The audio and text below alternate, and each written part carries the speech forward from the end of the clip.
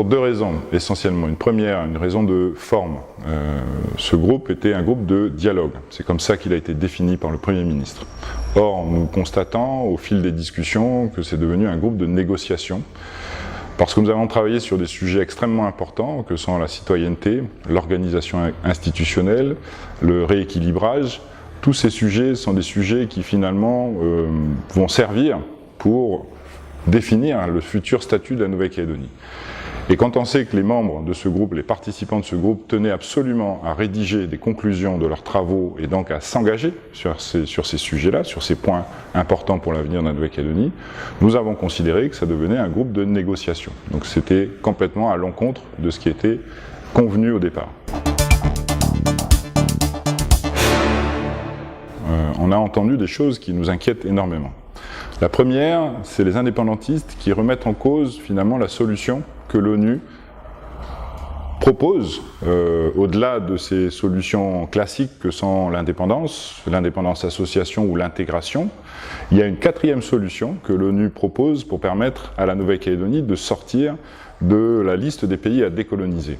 C'est la solution qui consiste à considérer que dès lors que les populations intéressées se prononcent sur un statut, finalement, ça permet à la population en question de sortir de la liste des pays à décoloniser. Et c'est cette solution-là, bien entendu, qui nous intéresse. Et c'est cette solution-là qu'aujourd'hui les indépendantistes remettent en cause. Ça, c'est une chose, mais on a aussi entendu les indépendantistes ne pas vouloir revenir ou discuter du corps électoral gelé.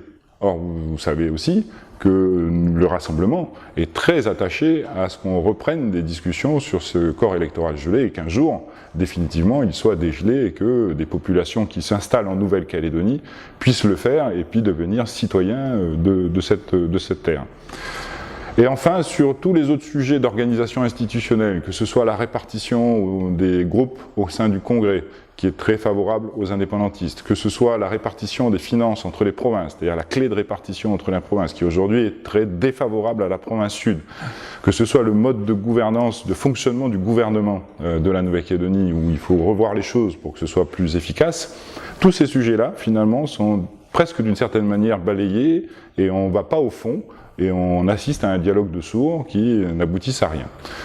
Donc vous voyez bien que la plupart de ces discussions vont principalement dans le sens des indépendantistes. Et hélas, on constate un accompagnement, je vais dire les choses comme ça, de la part de Calédonie Ensemble et de Gaël Yano en faveur des indépendantistes. Alors, on a quitté cette instance qui était censée être une instance de dialogue, qui est devenue une instance de négociation. On n'est pas là pour négocier quoi que ce soit à 10 personnes avant que les Calédoniens s'expriment au référendum du 4 novembre prochain.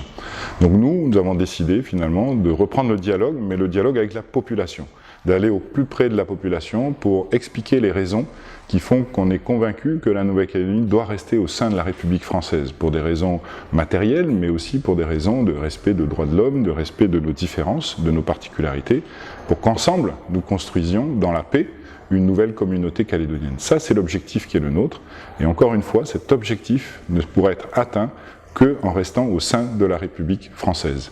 Donc c'est la démarche dans laquelle nous sommes engagés aujourd'hui, c'est la démarche dans laquelle nous allons mettre toutes nos forces pour vraiment faire en sorte que la large majorité des Calédoniens votent non à l'indépendance au prochain référendum.